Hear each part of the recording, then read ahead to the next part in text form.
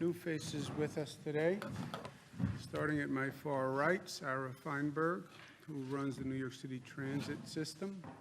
To her left, Patrick Foy, chairman of the MTA.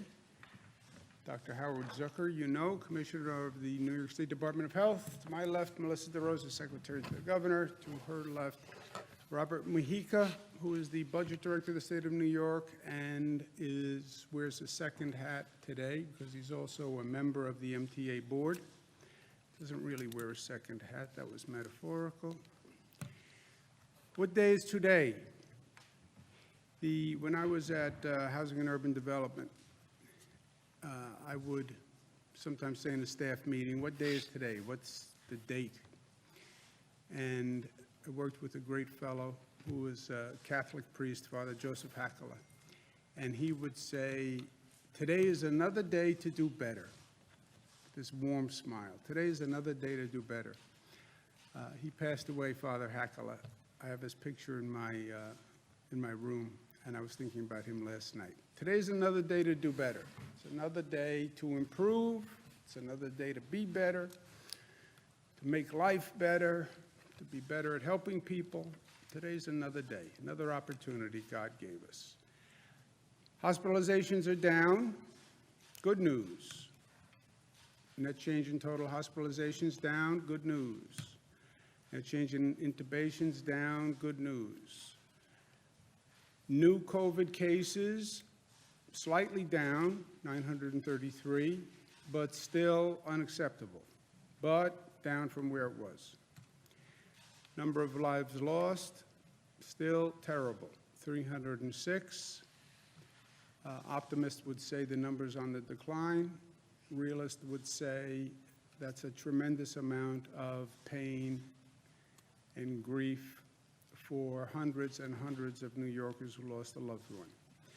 Big question everyone is asking, reopening, when, how, where? I've said from day one on this situation, we have to be smart. We're at a place we've never been before. Emotions run high. Be smart, follow numbers, follow data, talk to experts. Don't get political. Even in this election year, even at this partisan time in this country where everything is political and everything is polarized, not now. And respond to facts and data and experts, not to emotion, which also runs very high right now. If we do this right, it is a science reopening. It's not a political exercise. It is a science. It can be based on numbers and data. And that is true. Everybody wants to reopen. Caveat is, reopen, but don't reopen in a way that increases the spread of the virus, doesn't increase the rate of the spread of the virus. Well, how do you know that? You can test. You can get numbers, test, get a sample and see what's happening. You know that if the rate of transmission goes over 1.1, you are in an outbreak, you're in an epidemic. So you don't have to guess. It's not what it feels like. Get the numbers, do the testing, get the numbers, rely on the numbers. The second fact you have to deal with as a science in this formula, do you have the hospital capacity available if that rate of infection increases? Don't go above 70% capacity, so you have a 30% buffer, so we don't wind up in the same mad scramble that we were in last time. Make sure you have ICU beds with the 30% capacity, and make sure you have enough equipment. We're not going to go through who has a mask, who has a gown, who knows someone in China. Let's have at least a 30-day supply of stockpiled equipment, ventilators, masks, gowns, gloves, etc. They are facts, it's science, it's data. Then what's testing? Testing, then you trace, then you isolate, and that remains the key to controlling the rate of infection. The testing is how you monitor the rate of infection. What's happening to the rate as you increase the economy, the economic activity? I will take a test, and we'll test enough people so we have enough data to make a decision. We're increasing the number of tests. It's hard. Nobody's done it on this scale before. There's been a lot of back and forth. Met with the federal government, met with the president. We have now a partnership in how to do testing. We're ramping up testing. We're moving very quickly in this state. We do more tests in this state than in any other state in the United States. We do more testing in this state than any country on the globe per capita, so we're doing it well. We're doing it aggressively. We've increased from about 20,000 tests to about 30,000 tests per day, and we're still ramping up, and that's good. More to do on testing and more to talk about on testing, but not today. Today, we're going to talk about tracing, which is the second step after testing, right? You test, you now know what's happening on the infection rate. You can gauge your decisions based on that infection rate. Second step is trace those people who came up positive, all right? You tested, you have the data. You can adjust the opening valve, reopening valve. Now you trace. When you get a positive, you talk to that person and trace back who they have been in contact with. You then test those people. You then isolate those people so you don't increase the rate of infection. That's what tracing is. Faster you trace, the better. You want to test right away. You think you have symptoms, you think you were exposed, come and get a test, do it today. Once you get that test results, you have data on what's happening with the infection spread. You then right away, as quickly as you can, trace that person. Who have they met with? Who have they been in close contact with over the past 14 days? And you then contact those people and say, you may have been in contact with Dan. Dan tested positive. You should check your symptoms. If you develop any symptoms, let me know right away, and we'll bring you in to take a test. That is tracing. The problem is, it's not rocket science to do it on an individual basis. The problem is the scale that we have to do this at. Yesterday, we tested 4,681 people who were positive. Yesterday, 4,681 people were positive. How do you now communicate with 4,681 people, trace back all the people they've been in contact with over the past 14 days, close contact, and contact those people? That is an overwhelming scale to an operation that has never existed before. We do tracing now, but on a very limited basis. That's why this is so hard, tracing. In and of itself, one person, it's easy. 4,681 on one day. Today, we'll have another 4,681 people. So just think of the scale of the operation. Last week, we announced that Michael Bloomberg would lead the first ever testing, tracing, isolation program. Figure out how many people, how to train them, what technology, how do we do this? And it's of a scale never been done before. And by the way, we need it tomorrow. There is no time to go get a university to do a study and a blueprint and then put a plan together. We need it tomorrow because we're literally doing it right now. We're doing the testing. We're coming up to scale on the testing. You need the tracing to come up to scale to meet what we're doing on testing. The estimate so far is you need 30 contact tracers for every 100,000 people who are in the affected area. Statewide, that would be about 6,400 to 17,000 tracers depending on what happens on the testing rate. The more people test positive, the more tracers. The less people test positive, the less tracers you need. So these things are all linked, right? The better you do at reducing the spread of the virus, the fewer people test positive, and the fewer people you need to trace back. But it will require, under any estimate, a tracing army to come up to scale very, very quickly. And Mayor Bloomberg has put together a great team who's going to work on this. He has great talent in his Bloomberg philanthropy, Johns Hopkins University, working together with the New York State Department of Health. This is that undertaking, and it is massive, and that's why bringing in a person with the talent of Mayor Bloomberg and the experience of Mayor Bloomberg to do this is essential. Where do you get the Army? Well, we have Department of Health employees all across the state. Counties have them, cities have them, the state has them. We'll marshal those employees. You also have a lot of government employees who are at home now, getting paid, but are not working.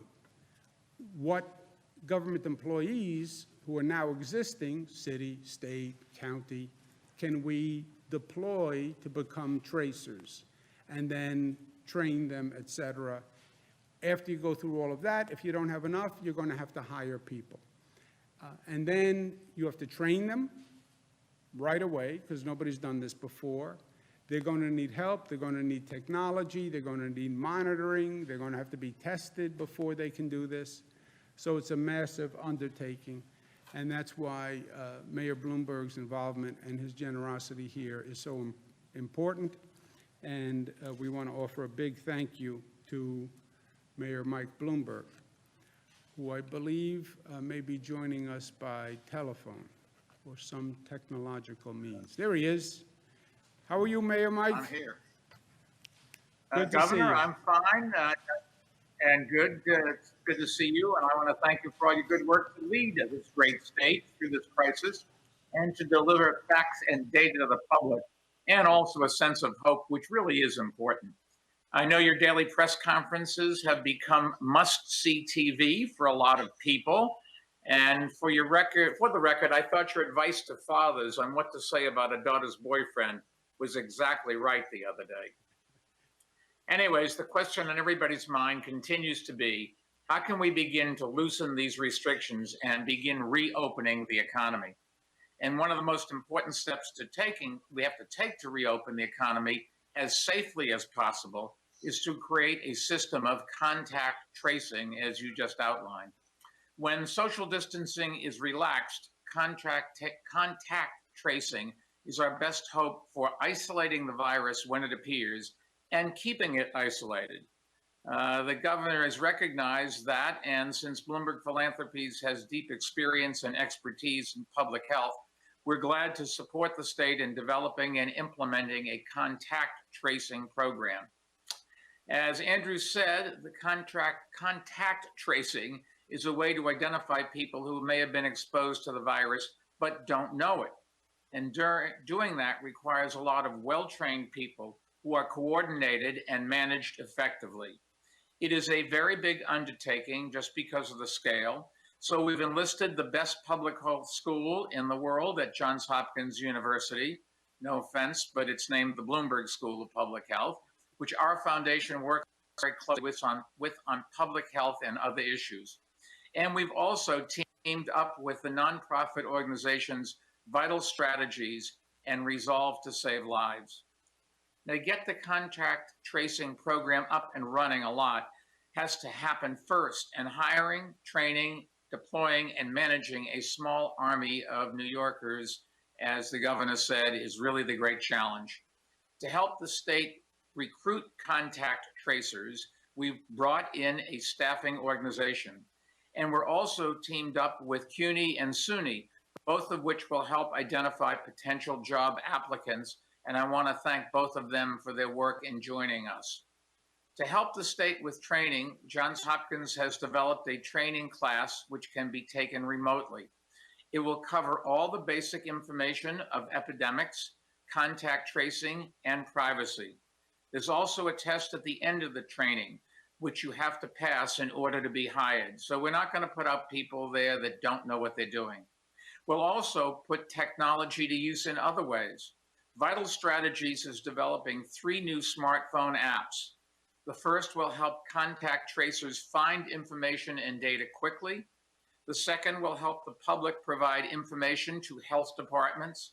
And the third will allow those in quarantine to access the guidance and services they need, including the ability to report any symptoms they may be experiencing. Vital Strategies is also working directly with the state to develop protocols and workflow materials for contract tracers and managers. That includes a comprehensive playbook that will detail the steps needed to do contact tracing effectively.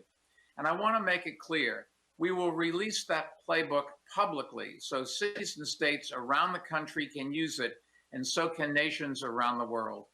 That way, the work we do here in New York really can help fight the virus globally.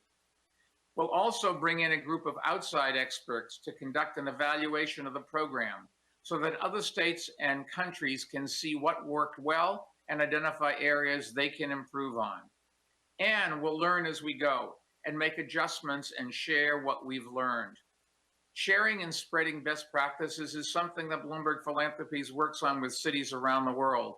In about an hour, I'll be getting on a call with mayors around the country, which is a call we hold every week. It's been a good way to share information and strategies. And I know all of the mayors are following the news of the contract tracing program that we are starting here, and that other states have also begun the process of starting. Now, before I turn it back over to the governor, let me just echo something that he has said repeatedly and that really is important to remember. As tough as these times are, we are New Yorkers, and we've been through a lot together, and we're going to get through this together again. So, Governor, back to you, and thank you for everything you're doing. Together, we're going to lick this and get back to a normal life that we can, and we are so proud of the way the citizens of this state are behaving. Thank you all. Thank you. Thank you very much. Thank you very much to Mayor Bloomberg. This is such a great asset for the state of New York and all the people in it. This is a monumental undertaking. You know, so many of these things that we talk about just never existed before. Testing of this magnitude, contact tracing of this magnitude, it's never existed. So we have to design new systems, new approaches to do this. And this problem is bigger than any one of us, but it is not bigger than all of us.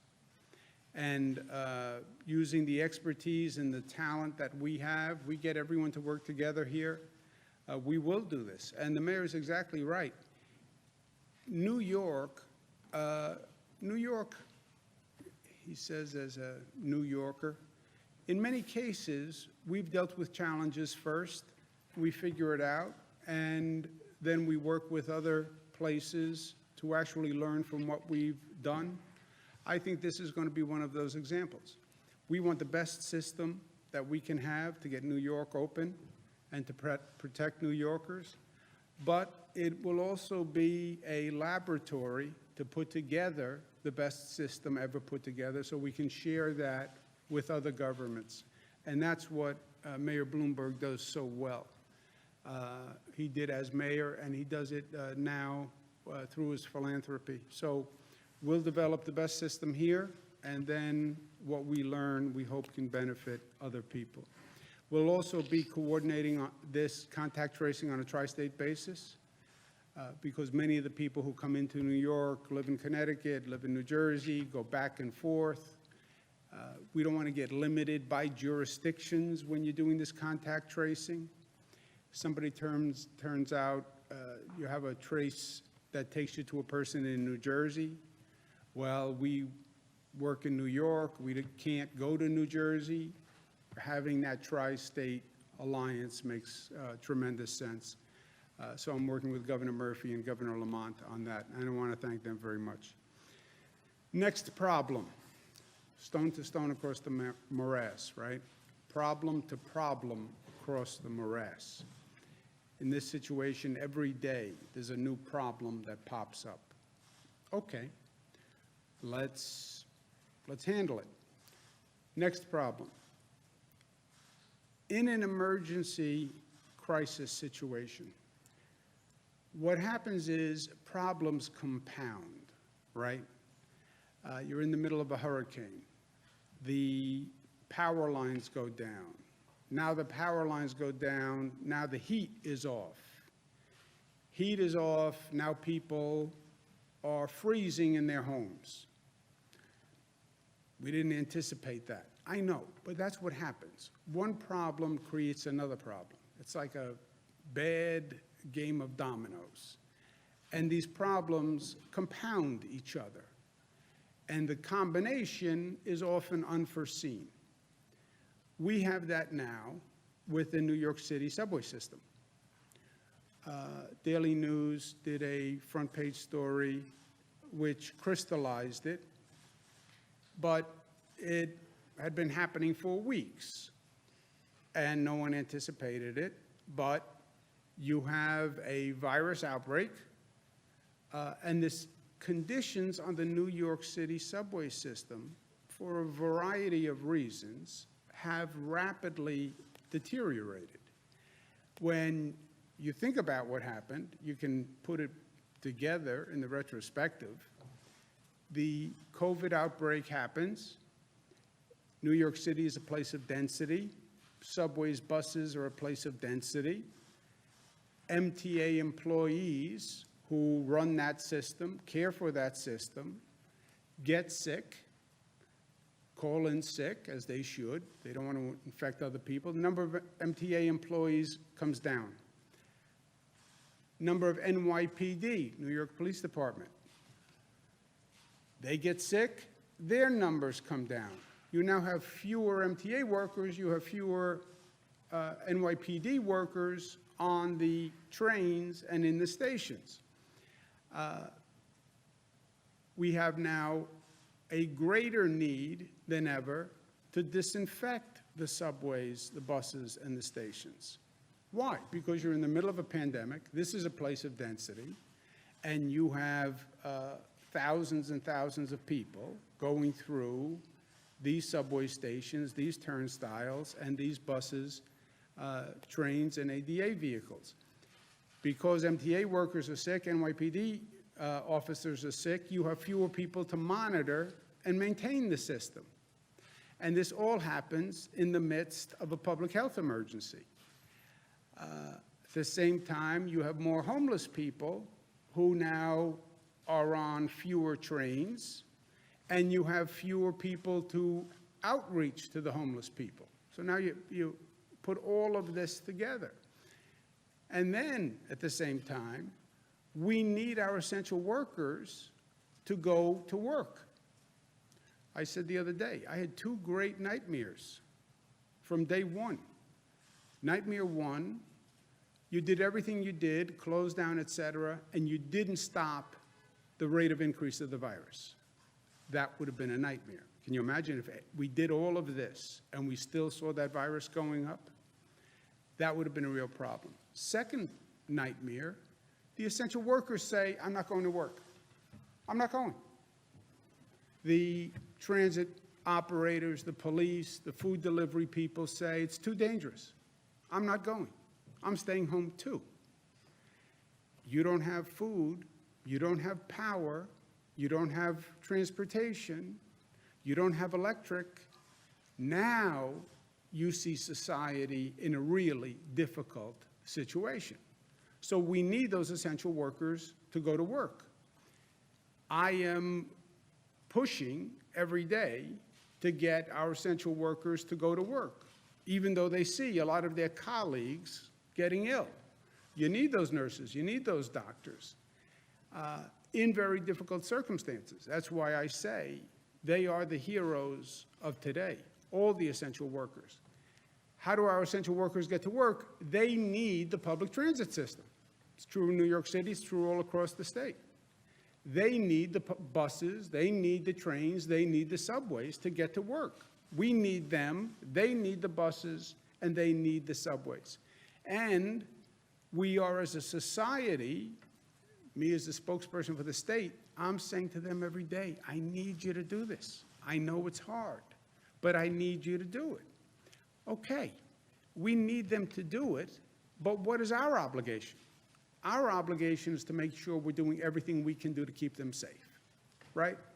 That's my personal obligation, and it's the collective obligation.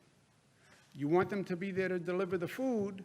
What's your obligation is to do everything you can do to make sure that they are safe while they're doing it. The MTA understood where we were with this global pandemic. They stepped up operations and were cleaning trains and buses every 72 hours, which is an amazing undertaking when you think about it, to clean all those buses and trains every 72 hours. But we know the virus can live for hours or even days on a surface, which means if somebody positive walks onto a train this morning, that virus can be there tomorrow and the next day. That then changes the whole focus of the problem. You want to honor the essential workers. Thank you, thank you, thank you. We'll fly airplanes. We'll have public demonstrations of gratitude. Yeah, even better than that is what you do and how you act. And let's make sure that we're doing everything we can. Let's clean, disinfect those trucks, those buses and trains every 24 hours. Why? Because that's the way we best protect the health of our essential workers, which makes sense if you want the essential workers to continue to come to work. It makes sense if you don't want the infection rate to go up in your society. It makes sense if you don't want the essential workers to get sick. And again, it is our obligation as human beings to reciprocate and make sure we're doing everything we can. Now, to say disinfect every train every 24 hours is just a task that nobody has ever imagined before, okay? I would wager in the history of public transportation in this nation, you never had a challenge of disinfecting every train every 24 hours. Disinfect, how do you even disinfect a train? You know, we clean trains, but how do you disinfect? This is a whole new process. These are new chemicals. This is new equipment for workers. It's new methods. Just think about it. You have to disinfect every place that a hand could touch on a subway car. Every rail, every pole, every door, wherever a hand could touch, or coughing, sneezing, wherever droplets could land, right? So you have to disinfect that entire interior of the car. And then you have to disinfect the stations, the handrails, everything that people could be touching. It is a massive undertaking that we've never done before. But that is the right thing to do. That is, as we said, we've never done tracing before. We've never done disinfecting train cars before. But so what? That's what we have to do. So figure out how to do what you have to do. And this is what we have to do. And I challenged the MTA to come up with a plan. They came up with a plan. They can disinfect all trains and buses every night. It can best be done by stopping train service from 1 a.m. to 5 a.m. every night during the pandemic so they can actually perform this service. Now, remember the context that we're in this pandemic. Ridership is down 92%. 1 to 5 are these slow hours, 1 a.m. to 5 a.m. It's the lowest ridership. Estimate is about 10,000 people ride the system overall during that period of time. So the MTA will launch what they call the Essential Connector Program. They'll have buses, dollar vans, and if necessary, will provide for-hire vehicles to transport a person, the Uber, the Lyft, the via vehicles, at no cost to the essential worker during those hours to provide transport. So people who need transportation during 1 a.m. and 5 a.m. can have it, will have it, even to the extent of a for-hire vehicle paid for by the MTA. Remember, 1 a.m. to 5 a.m., we don't have bars open, we don't have restaurants open, so you don't have a lot of traffic that you would normally have. You do have essential workers who are using our trains and subways, and they will have transportation during that period of time. This is going to be one of the most aggressive, creative, challenging undertakings that the MTA has done. It's going to require the MTA, the state, the city, the NYPD to all work together. It's not that easy to stop train service. You have to close down stations. You have to make sure people don't walk in. Then you have to figure out how to clean all these trains and all these stations. I've consulted with the elected officials on the MTA's recommendation, and we all agree to accept the plan on the Essential Connector program. The MTA is undertaking something that people would have said was virtually impossible. Trains and buses will be disinfected daily. Service will continue. The MTA will also disinfect the fleet on the the Metro North and the Long Island Railroad, which is what goes out to Long Island, goes to the northern suburbs. They can do that without any disruption in service because of the volume of ridership, et cetera. So just think about it. The entire public transit system in downstate New York will be disinfected every 24 hours. This is a joint MTA state-city partnership. We are doing a lot of things here that we've never done before, and I am never one to shy away from a challenge. I don't believe government has that option. I'm never one to say, well, that's just too much, too hard, too ambitious. We can do it. I believe we can do it.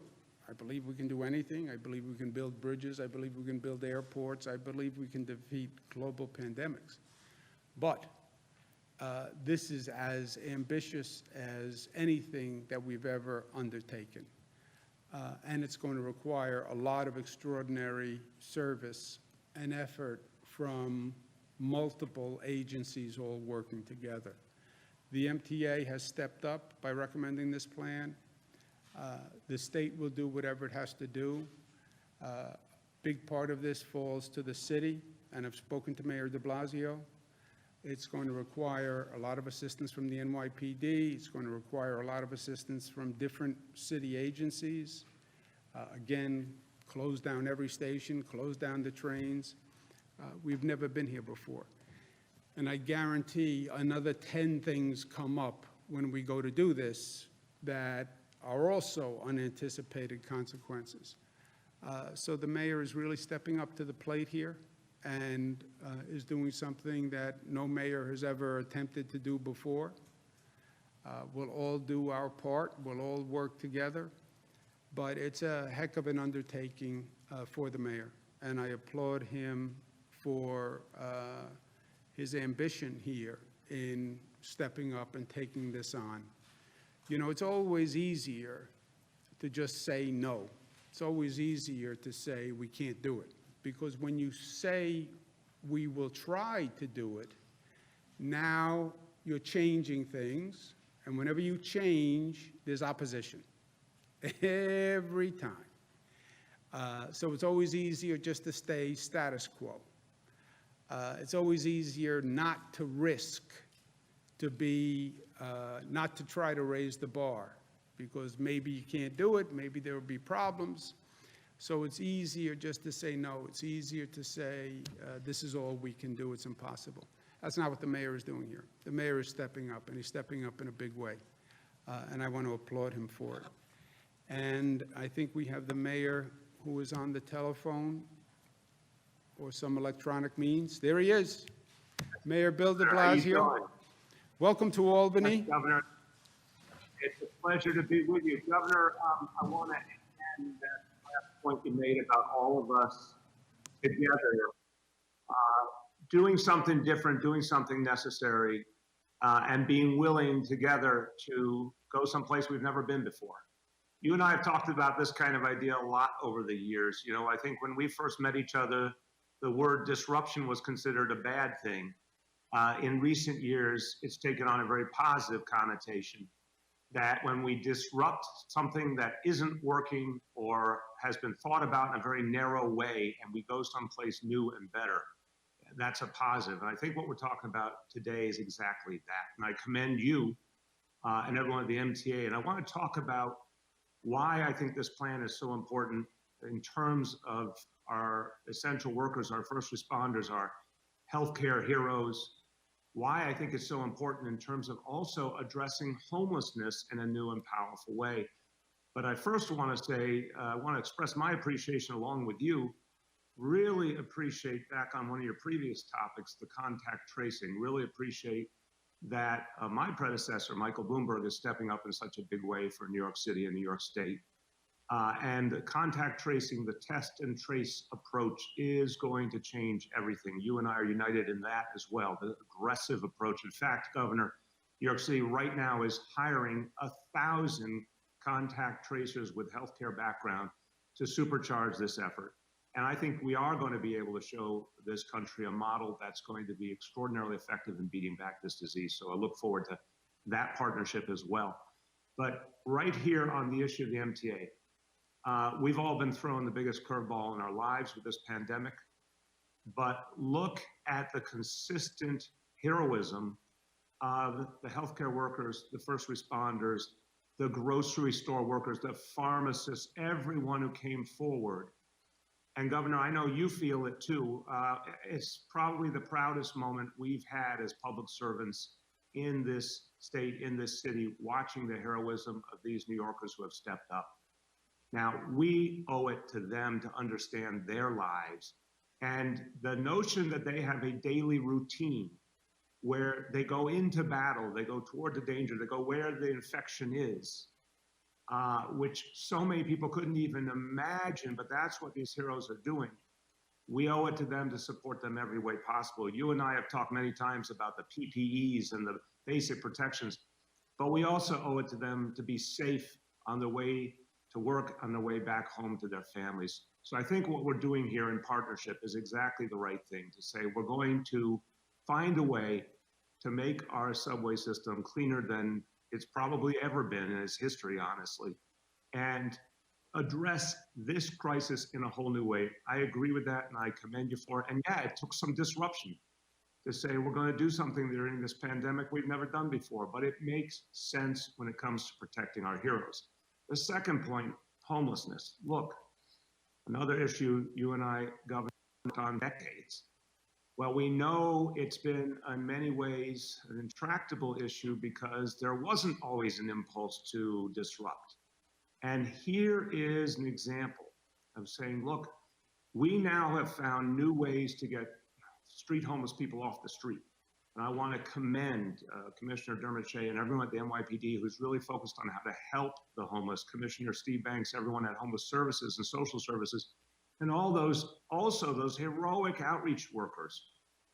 Governor, you know about this work, who go out there day after day to engage homeless people on the streets and the subway, get their trust and get them to come in to shelter and ultimately to permanent housing. This work has always been in some ways stymied by the reality of a homeless person who is struggling with everything they're dealing with, a mental health challenge, a substance abuse challenge, riding the subway all night long. We're New Yorkers, we know about this reality. And it's been put in a stark light by this crisis, like so many other challenges and disparities have. Well, it's an unacceptable reality. And this new plan will disrupt that unacceptable reality and allow us to actually get help to people more effectively. Because if you're not going back and forth all night on a train, then you actually are coming above ground where outreach workers are there to help you, where NYPD officers trained in homeless outreach are there to support homeless people and get them to a better situation. Governor, you know, for decades in this city, somehow homeless encampments were actually tolerated. People thought, oh, it's the kind of thing, what can we do about that? I'm proud to say in the last few years, homeless services, NYPD, nonprofit organizations, we got together and we said, we're not allowing that anymore. We shut them down and we found it actually helped us to get the homeless to the help they need. This is another example of that. So I want to let you know that as we all talked about this idea, and I commend you, your team in Albany, and obviously the team at the MTA, Pat Foy, Sarah Feinberg, it's been a very productive conversation these last few days. And what I think we've come to together is that, yeah, we're going to do something unprecedented. We're going to do something because of an emergency, but we're also going to do something that's going to protect people and offer a new way to get people help who never got enough. And so, Governor, thank you. I think this is a partnership. You're right. It's not going to be easy. No one said it was going to be easy, but you have my full commitment, the commitment of the city, the commitment of the NYPD, and all of our agencies. We're going to make this work together. And we're going to be able to look back and say, we did something that actually changed people's lives for the better. And as long as it takes, we're going to stand with you and get this done. Thank you. Thank you very much. Thank you very much, Mayor de Blasio. Mayor made a lot of good points. You're right, Bill. Nobody ever said it was going to be easy, but nobody ever said it was going to be this hard either. And I think the mayor's point is very well taken. Look, we're doing things all across the board here that have never been done before. And I think there are lessons to learn and lessons we'll take with us. Telemedicine, I think, is a lesson we'll take with us. Teleeducation, remote learning is a lesson we'll take with us. A new public health system is a lesson that we'll take with us. And I think we're going to improve and learn from this experience with the New York City transit system, because the truth is, it wasn't working well. Or as well as it should before. We did have a problem with the homeless. And Bill is right, Mayor de Blasio is right. I've worked on it all my life. Outreaching to homeless people is very, very hard. And getting them to come in to a place that actually provides services is very, very hard. So this can actually energize the connections with outreach workers in the homeless population. And we've never had to disinfect trains like this or buses like this, and they will be cleaner than ever before. So, global pandemic, but you live, you learn, you move on, and most importantly, you meet the challenge. You meet the challenge. And this is a daunting challenge. And the mayor is stepping into it with eyes wide open, and it takes guts. And it takes courage. And there'll be bumps along the way, I guarantee you. But that's where we are, and that's why we get the big bucks. But I also want to be able to say today to the essential workers, we thank you, not just with words, but with our actions. And I want you to know we're doing everything we can to keep you and your family safe. And that's what it means to say thank you. Act with gratitude. Don't just use the words, act with gratitude. They're on those trains.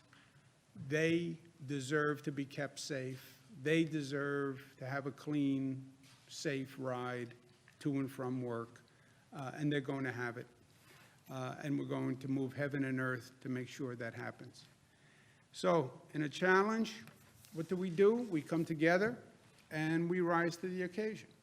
Never did it before, I know. So we'll do it now, and we'll figure out how to do it. And we've overcome every obstacle that we've been thrown. We have the beast on the retreat. We're making ground every day. We just have to keep it up, and we will, because we are New York tough, we are smart, we are disciplined, we are unified, and we are loving. Questions? Governor, in terms of the subway shutdown, will that be pegged to the on-pause order? Or what are the exact parameters for that? No, for it has that nothing to do shutdown? with the on-pause order. It goes into effect, when is the effective date? Morning hours of Wednesday, May 6th. Governor. Thank you. And on the on-pause order, when do we expect a decision on that vis-à-vis schools and other Before, factors? I said by the end of the week. When you asked earlier this week, I said by the end of the week. Likely Nothing to- changed.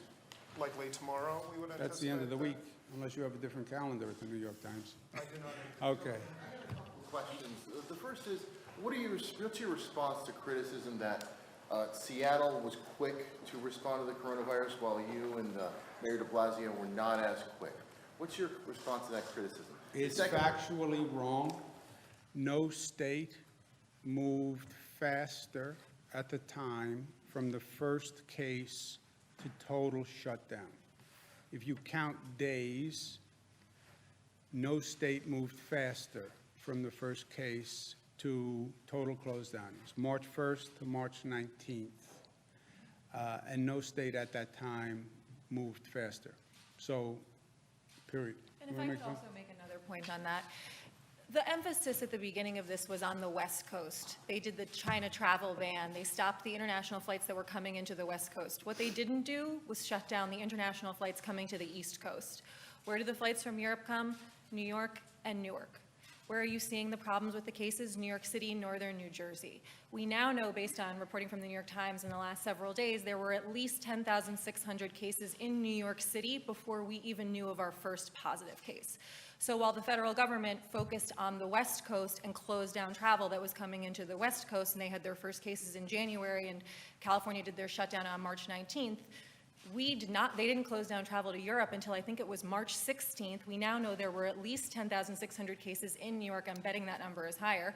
By the time we got our first positive case confirmation on March 1st, and as the governor said, we shut down fully by March 20th. And between March 1st and March 20th, we shut down schools, colleges, casinos, movie theaters, bars and restaurants. We did it on a tri-state basis and with literally zero guidance from the federal government. Yeah, also, just, look, I'm not big in pointing fingers or doing Monday morning quarterbacking, especially when you're in the middle of the game. But the Times, you go back and look, they didn't write an editorial saying we should close down until after I closed down, right?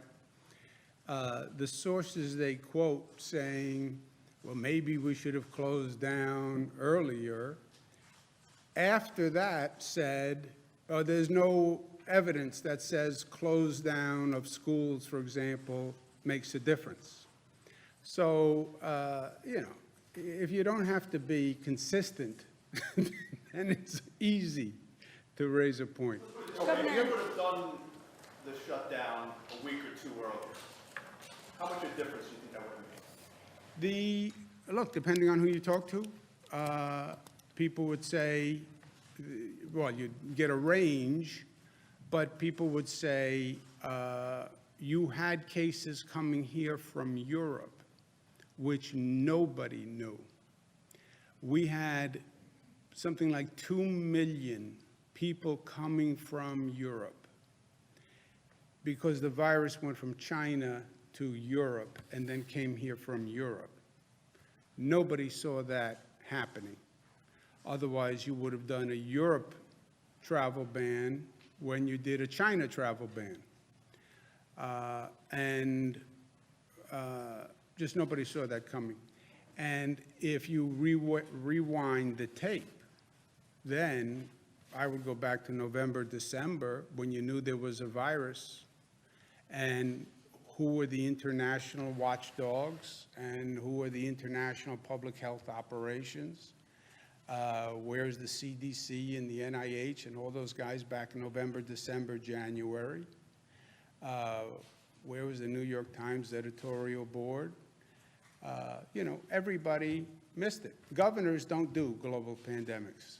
That's not in my job description. Governor, could you please comment on whether or not you would sign an extension to the look-back window as outlined in the CBA if the legislature passes such a bill? Would I sign a bill? Depends on what the bill says, and I would need to see the bill and then make a decision. There's some confusion about Governor, whether or not. tomorrow, rent is due tomorrow. People are, still not receiving their unemployment benefits. We're going over this every single day. We keep hearing the same thing every day, but these people, they're doing their part. They're staying home. What kind of rental assistance can the state provide, and what sort of steps can the Department of Labor do to kind of help these people and move this process along faster? Yeah, we're doing everything we can to move the unemployment checks faster. Every state is dealing with this. If you look at our state's processing of checks, it's actually way ahead of what other states are doing, most other states. Also, we're still dealing with the last legislation that was just passed by the federal government that had a new program that had to be implemented. But on housing, no one can be evicted for non-payment of rent. Period. End of story. You cannot be evicted for non-payment of rent. We did that by an executive order. That executive order has weeks left to run. So I'm not saying people shouldn't pay the rent. You should pay the rent if you can pay the rent. But if you can't pay the rent, you're not going to be evicted. When we get to the end of that period, then we'll have to figure out what to do, because you don't want to have a situation where nobody pays rent and then landlords start walking away from buildings either, right? That would make a bad situation worse. Now, I know the state is broke, but states like Montana, for example, they provided their, now completely different sort of scenario, but they did provide some of their residents with rental assistance. Is that something the state can do? Yeah, if I were the state of Montana, I would do that too. But we're not. We have a $13 billion deficit. Governor, do you have preliminary test results back from fire department, police department, transit workers that were done? And also a question for Dr. Zucker. Some doctors are concerned about toxic shock in children. Is there a connection between coronavirus and that? Toxic shock. Let me refer that to Dr. Zucker. So what the virus seems to affect different parts of the body. We know it affects the lungs. We also know it affects the lining of the blood vessels. What we have been seeing is that there are some children who may have an inflammation of those blood vessels, and they're developing a toxic shock-like syndrome. I've spoken to the medical directors of our major medical centers. There are a handful of kids that they've noticed. It's rare. It's been reported overseas. I've spoken to the experts across the country about this as well. Governor, in terms of the contact tracing, if someone who is tested positive for coronavirus took the subway a few days before or went to the supermarket, how do you alert, and can you alert all the people that were in either of those? You do the best you can. They call you up. Now remember, it's not, you can theoretically be infected if the person didn't have a mask, if you inhale droplets, et cetera. But what they do is they interview you, they come up with the people who you believe you were in close contact with, family members, et cetera, people you went to dinner with, et cetera, and then they go down that list. And that's why this task becomes so big so fast, right? 4,600 people yesterday test positive. You're one of those people. I call you up. Let's go over the past 2 weeks of your life. Pull out your journal and your phone and your calendar. Who did you see? Who were you at dinner with? Who did you embrace? Do you have a significant other? And you then would come up with a list of 20 people. And then you have to call all those 20 people and say, by the way, you may have been infected, and let me know if there's any symptoms. Call me back. Here's my text. Go to this website. Go to this app. I mean, it's a massive, exponential explosion of numbers of people. And you do the best you can, because every positive you find, you then go to isolate. What does isolate mean? And that's also another tree. Isolate means you have to be isolated so you don't infect anyone else. Where do you live? Well, I live in a house and I have 4 other roommates, and I'm afraid I'm going to infect my roommates. That's a problem. We'll find a hotel that you can stay at where you'll be isolated so you don't infect your roommates, right? Or you can stay at home, my brother's case, lock him in the basement and throw away the key. But you then have to have a house where you can be isolated that way. So you then need isolation facilities for those people who need an isolation facility. So you have to identify hotels, et cetera, with a number of rooms for those isolation people. That's why none of the steps is hard. It's the volume and the scale of all of these steps taken together, getting the testing up to 40,000 tests per day. 40,000 tests per day generate 5,000 positives. Each one of those positives has to go through tracing. Every one of those positives that needs isolation has to be placed in an isolated room. I mean, it just explodes.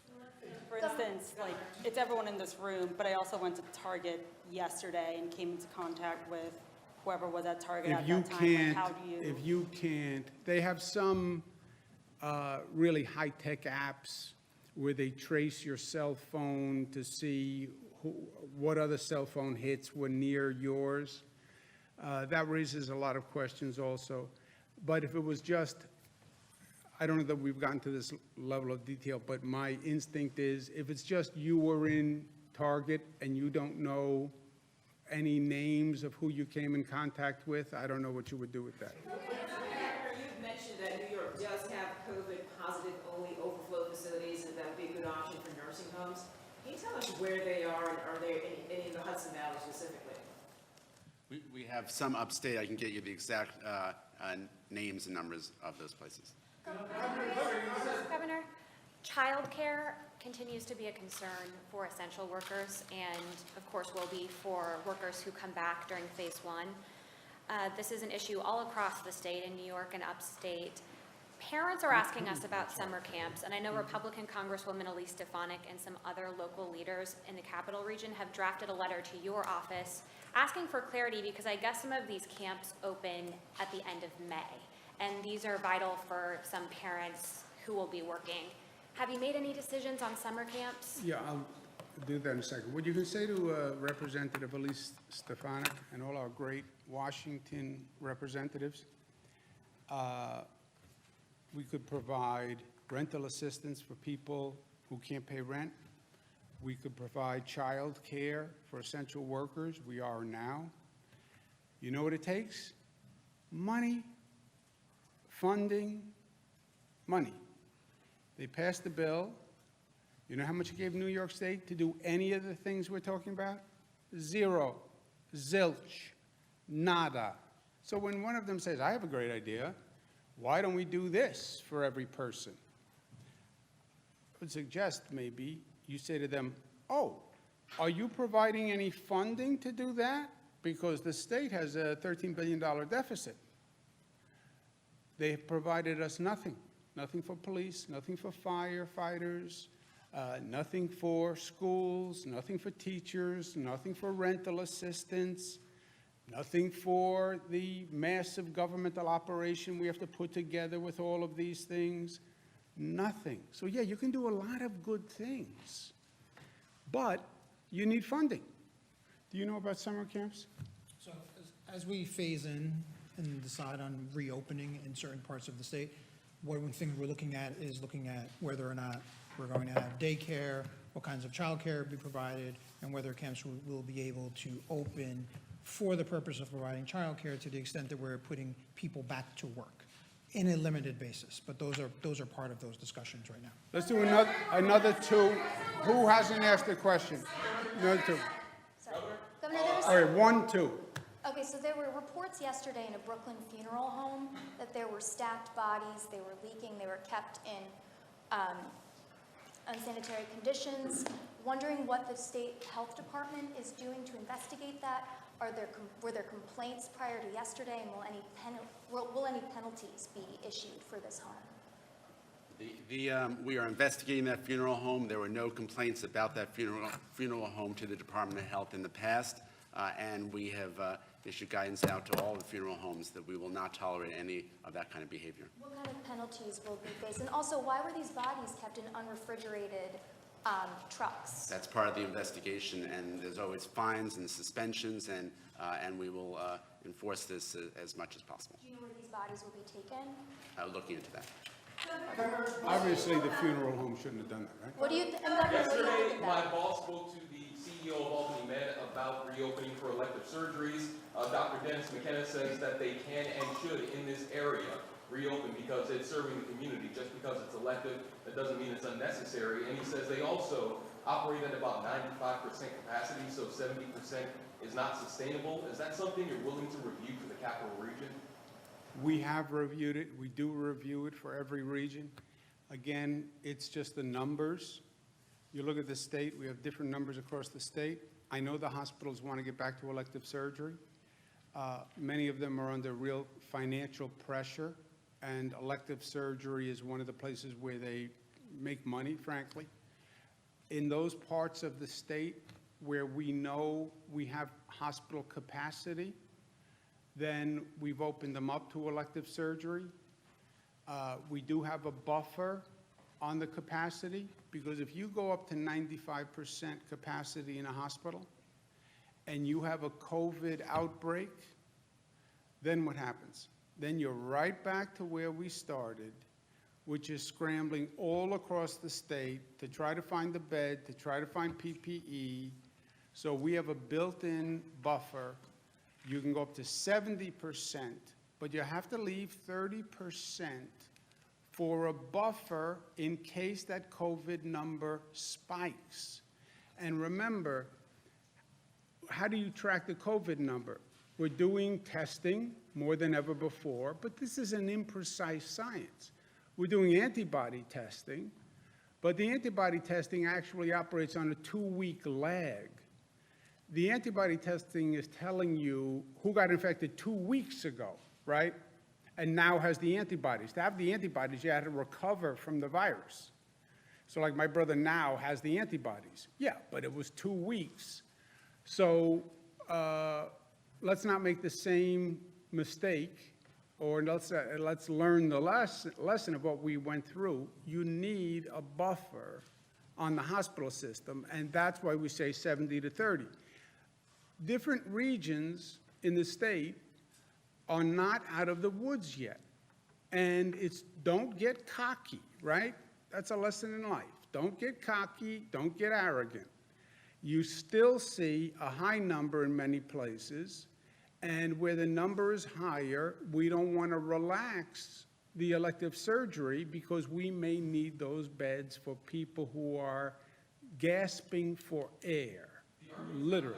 The argument he's making is that if you neglect these other needs that they have, you could be delaying or further exacerbating other medical issues that are not being addressed because there's no hospital in this area except for in Saratoga County who is doing elective procedures.